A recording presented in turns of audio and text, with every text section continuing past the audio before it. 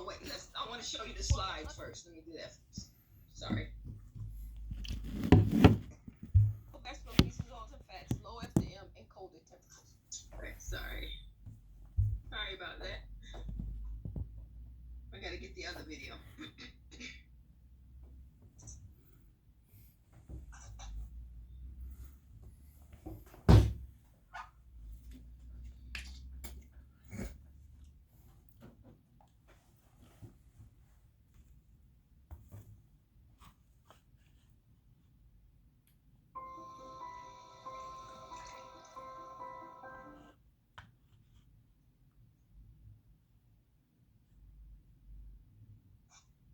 The problem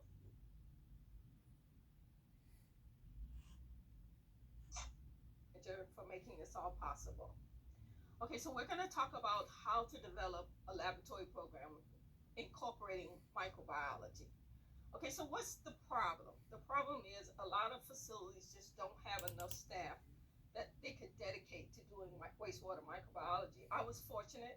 I have been able to work at two of the largest plants in the world. I worked at the Detroit wastewater treatment plant, which is a 1.8 billion gallon a day plant. And it was enough staff there that I could just dedicate myself totally to doing microbiology. I also worked at the Stickney water reclamation plant in Chicago, which is a 1.2 billion gallon a day plant. And we had our own dedicated staff to do nothing but microbiology. But I understand that everybody don't have that.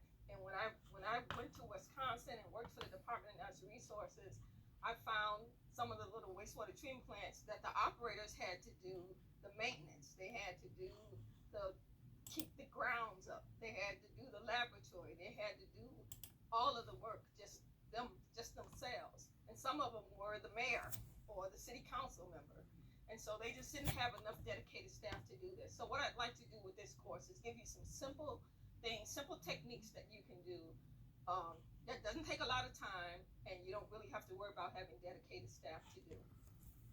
And so in the past, what's happening is that you just did typical monitoring, just the type of monitoring that you needed to do for your permit.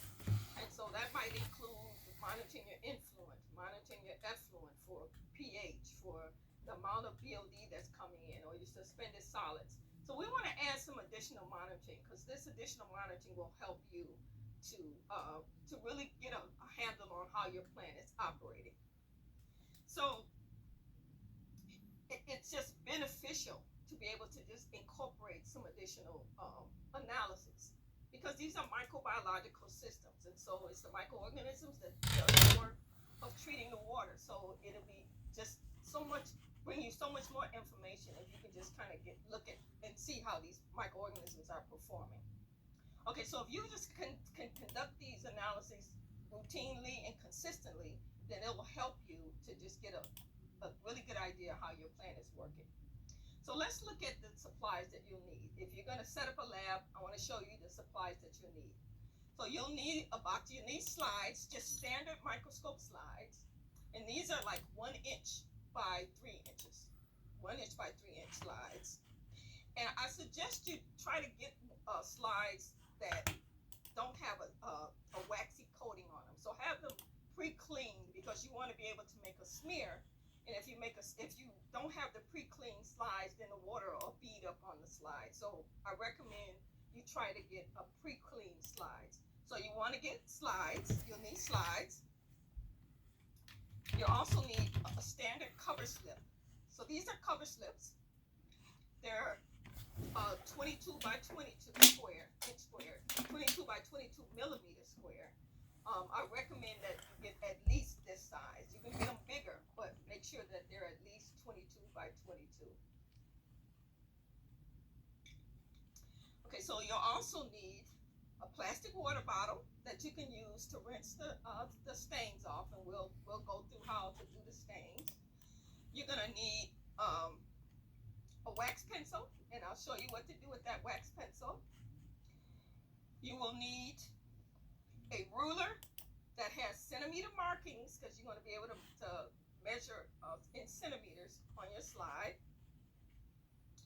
You will need disposable pipettes. I usually use drops for each of my slides, which is 1/5 of a milliliter, or it's 200 microliters. So you can use just a standard disposable pipette and use 4 drops. So if you want to get fancier, you can use an automated pipette. And what this one does is you can set it, and then each time you use it, it'll automatically pipette the same amount. But it's not necessary, it's just a luxury. Okay, so you're also going to need some reagents. And so the reagents that you'll need is your immersion oil for the microscope, and this is for your 100x objective. And I'm going to show you how to use all of these. You'll need a set of stains, and these are your gram stains. This is your set of gram stains. So you'll need your staining. You'll also need some sort of a tally counter, and this is a 9-key counter. And so you'll need a tally counter that you can use to count microorganisms. And then even a single tally counter. This one just counts one at a time. But this one you can use to count several different microorganisms. And then I'll demonstrate how to use all of these. And then just a marker, something that you can write on your slides with. And then we'll also have India ink. And this is a water-soluble India ink. And so this is for your India ink stain. And then I'll demonstrate that later. Okay, so just a brief recap. You want to make sure you have slides. You want to make sure you have cover slips. You want to have a plastic water bottle. You want to have disposable pipettes. You want to have a wax pencil, a ruler, a hand tally counters, immersion oil, gram stain, and water-soluble India ink. So that's all you need to develop this program. So this is a standard compound microscope. You have the eyepiece, which is called the oculars. They can be binocular, which have 2 eyepieces, or monocular, which is 1 eyepiece. I prefer binocular, it's easier to see. Usually they're adjustable, so you can adjust them for your eye width. Okay, so the eyepiece itself magnifies the specimen 10 times, just by itself. So next we have the nose piece. I'm sorry, I'm going to kind of stop that for a minute because it's going to go into a lot more of the lab stuff that I didn't mean to go into right now. But I wanted to get straight to how to make the slides, so I'm going to move it up to where they're making the slides. And then for those who are taking the lab class, you'll a lot more of this information. I mean, I'll go a lot more detail into that. So I'm just going to get to where you make the slides.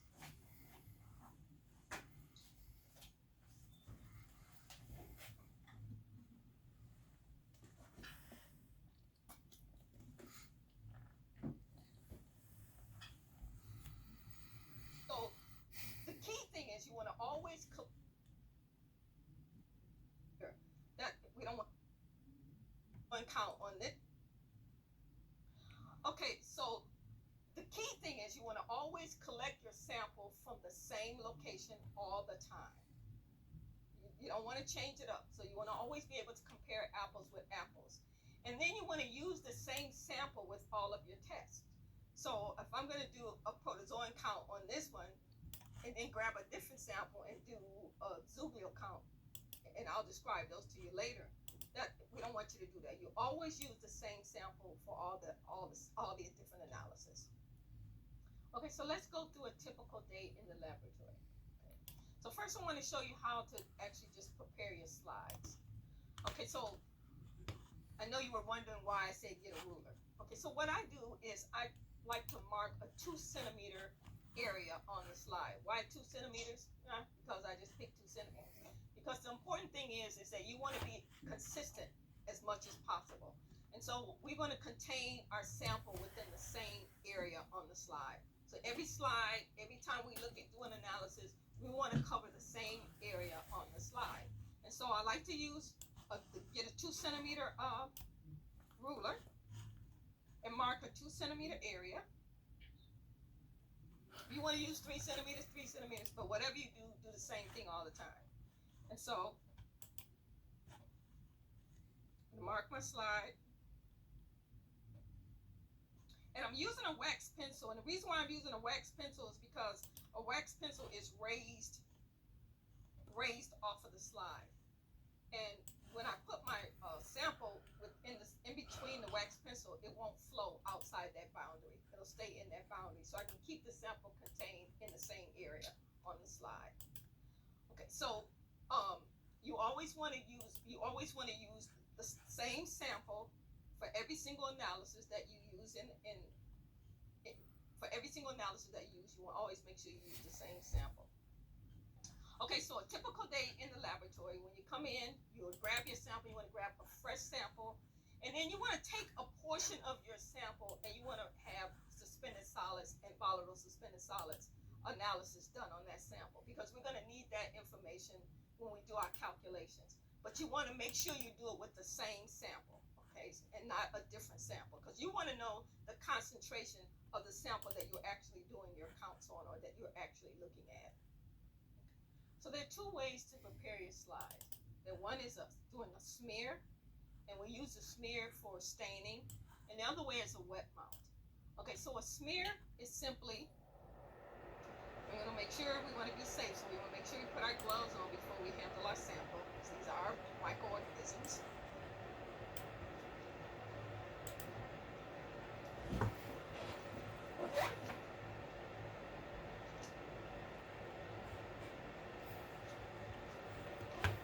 So we want to make sure our sample is well mixed. So well mixed sample. Because these are living organisms, we're going to be gentle with them. And so I like to use 4 drops. There's 20 drops in a milliliter. And so 4 drops is a fifth of a milliliter. And so we're going to need to know how much our volume is when we're ready to do our calculations. And so I like to use 4 drops.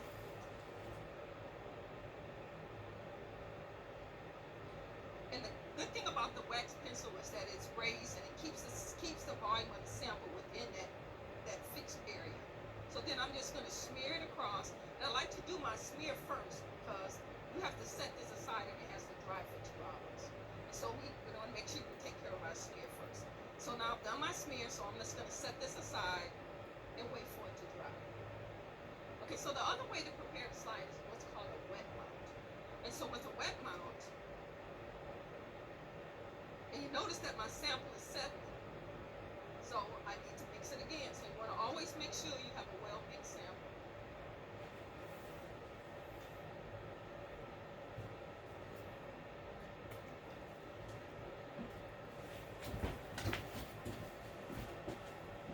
And again, I'm going to use 4 drops. You always use 4 drops.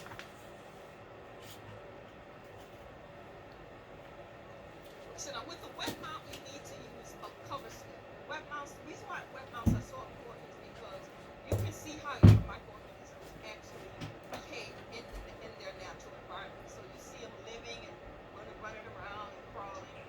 So that's the purpose of a wet mount. And so with a wet mount, you need to have a cover slip. You're going to take a cover slip. It's a little thin cover slips.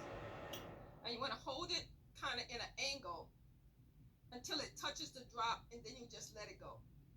Simple. We don't want to smash it. We don't want to smash it down. You don't even want to draw any of the fluid out, because you want to make sure you always have that same sample. If we smash it, what'll happen is you'll make the organisms puke. And we don't want the organisms to puke. You'll squeeze their guts out, because there's other things that make them puke. Like if there's low levels of toxicity coming into the treatment plant, you see them puking. Literally, their fluids coming out of them. And so if you squeeze it and they're puking, then you look under the microscope and you're going to think, oh my God, we have toxicity, when actually you're the one that squeezed their guts out. So you don't want to do that. Okay, so now we're going to put our slide on the mic. Okay, so I wanted you guys to just kind of see how to make that wet mount and how to make that smear. And so now I'm going to just kind of show you how to actually do the stain for the filament count on the other one.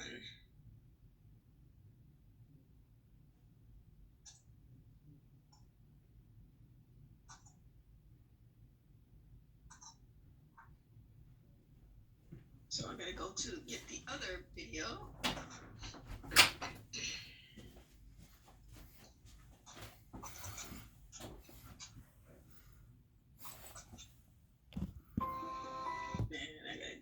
take you all the way to the stain.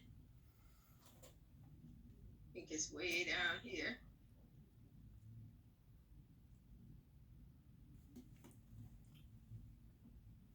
Oh, filamentous bacteria can cause severe bulking in the wastewater treatment system.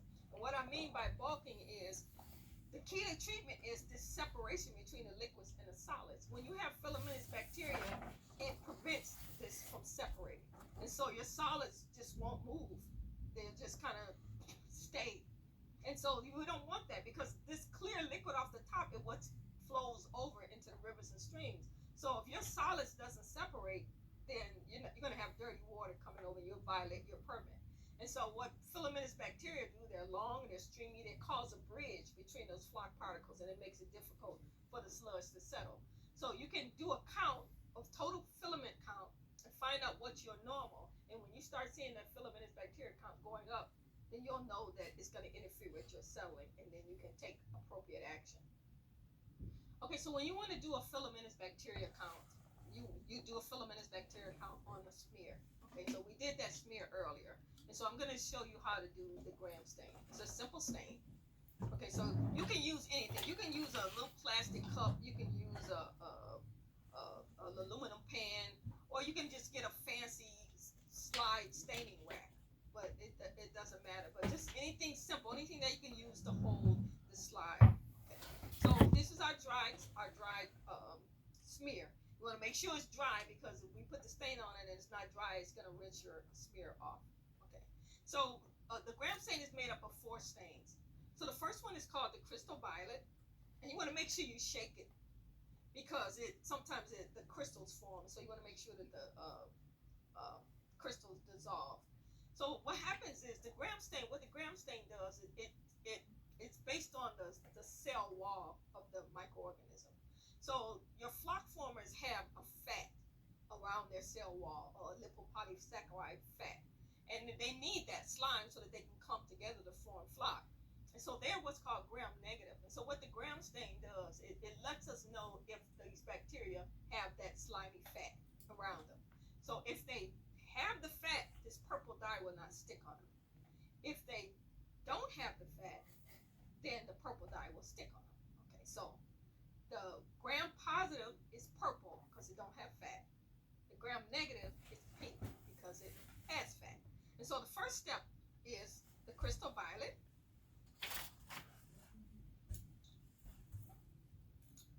So you just want to take it and you want to completely cover the smear.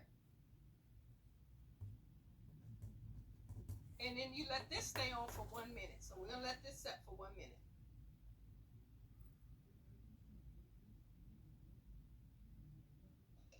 Okay, so now I'm going to tell you a 1-minute joke. Okay, so there once was a lady who went to the doctor. She was a brunette, and the doctor said, "Doctor, I am sick. I'm so sick." And he said, "Well, what do you mean?" She said, "I hurt all over my body. Everywhere I touch it hurts." And he said, "What do you mean?" She said, "Watch." She said, "Out, out, out, out, out, out." And he said, "Ma'am, did you used to be blonde?" And she said, "Yes." "How did you know?" She said, "Because your fingers broke." That was courtesy of my son, Daniel. Okay. So what's happening now is that this purple dye is sticking to all the bacteria. So everything is purple now. Okay. So after a minute, what you're going to do is you're going to pour that dye off, and you're going to use your water bottle, and you're just going to rinse. So right now, everybody's purple. Everything is purple. Okay. So now you got a whole bunch of purple bugs. So step 2 is the iodine. And what the iodine does is it makes the purple dye stick. Okay. So next step is iodine.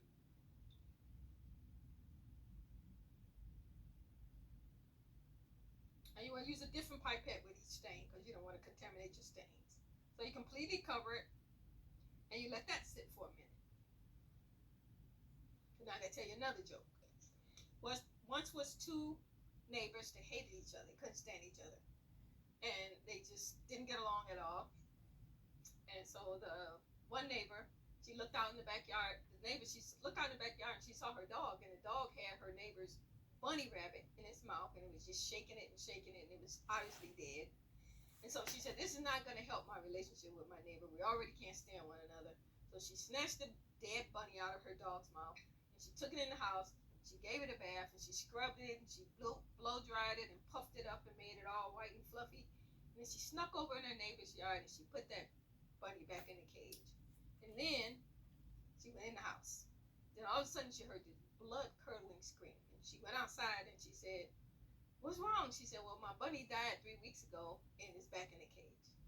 Okay, courtesy of my son, Dad. So now what's happening is this iodine is actually forcing that purple dye to stick. But it's only going to stick on the ones that don't have fat. So now we'll rinse that out.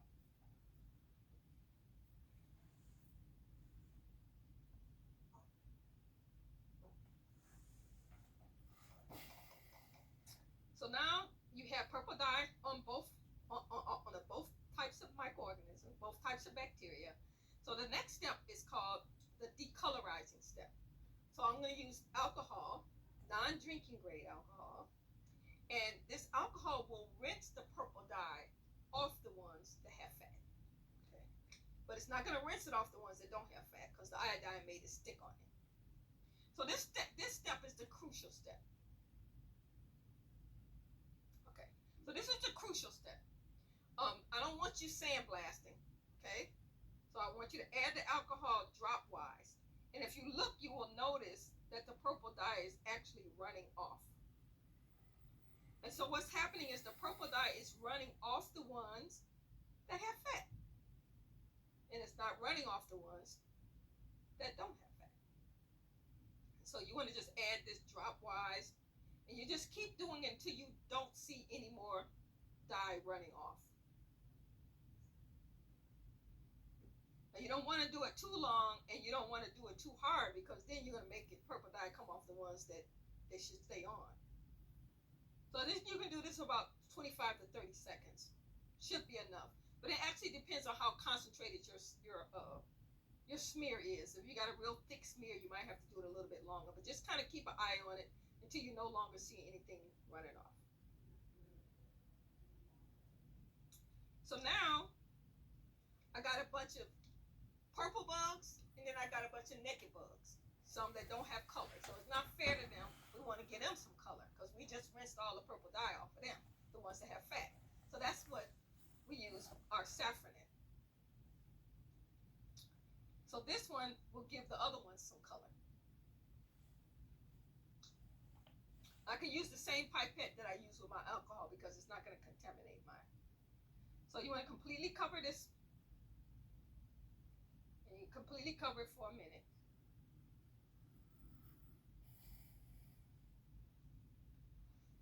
Okay, this is my last joke.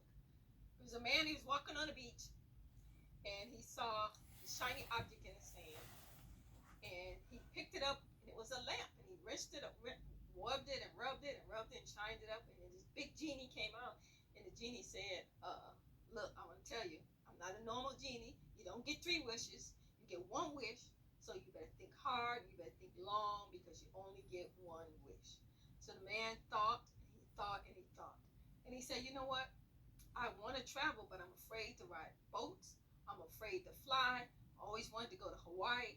He said, "I want you to build me a highway from the mainland all the way to Hawaii so I could drive to Hawaii." He said, "Man, are you crazy? Do you know how much concrete, how much steel it's going to take to build a highway all the way to Hawaii?" And he said, okay. He said, "I'm married. I got a wife. I got 3 daughters." He said, "Okay, my wish is that I can just understand women." And he said, "Do you want that 2 lanes or 4 lanes?" Compliments of my son, Daddy. Okay, so now the microorganisms that didn't have any color whatsoever, now they're pink. So now we'll take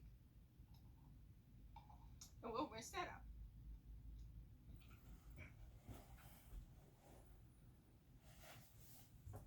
So now we got a permanent history of what happened that day. So this slide is a permanent history. So you can actually write the date and the tank that this was in on this slide, and then this is a permanent history, and then you can use this as all up. I'm going to show you how to look at this under the microscope.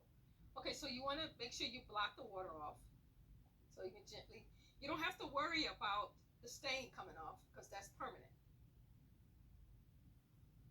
So I can just label this slide, give it the date, 10, 18, 20, like I say, tank number 4 or whatever, however I want to label it, and then I can keep this slide and keep it, and I can go back and look at it and use it as a reference.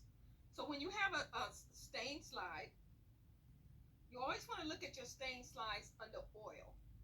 Okay.